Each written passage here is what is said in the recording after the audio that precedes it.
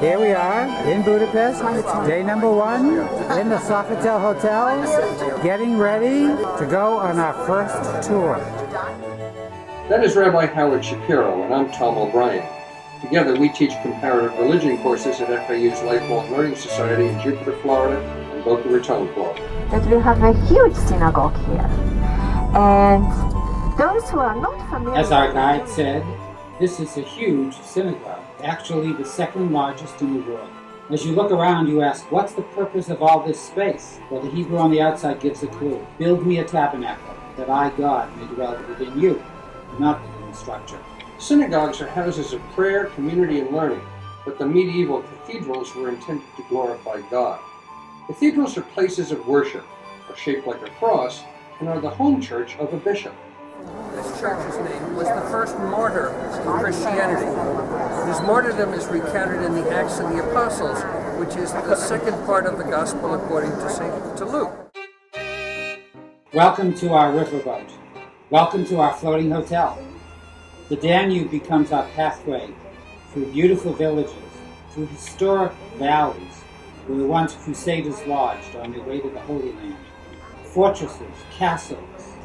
We saw the castle where Richard the Lionheart was imprisoned by the Austrian Emperor, and the magnificent monastery in Melt, where the Austrian court stayed while it traveled. And of course, the food on the ship. And the food in Vienna was superb. The cappuccino, Hotel soccer tour. Isn't it? This is the cappuccino. And we're going to have a apple strudel. The strudel extraordinaire.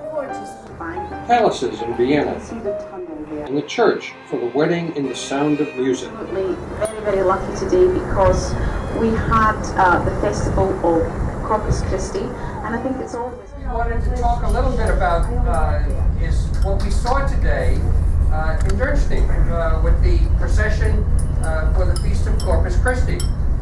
Corpus Christi is a big feast in most Catholic countries. Indeed, even I can remember as a kid growing up, in our parish we would have a procession with Corpus Christi. Not a big thing because obviously we're in a secular neighborhood in Parkchester in the Bronx. Hanukkah, right? Maccabees, Sukkot, etc. That's the wilderness. So it's all historically based. It just doesn't seem to be a holiday in Judaism that celebrates when did we make a symbol.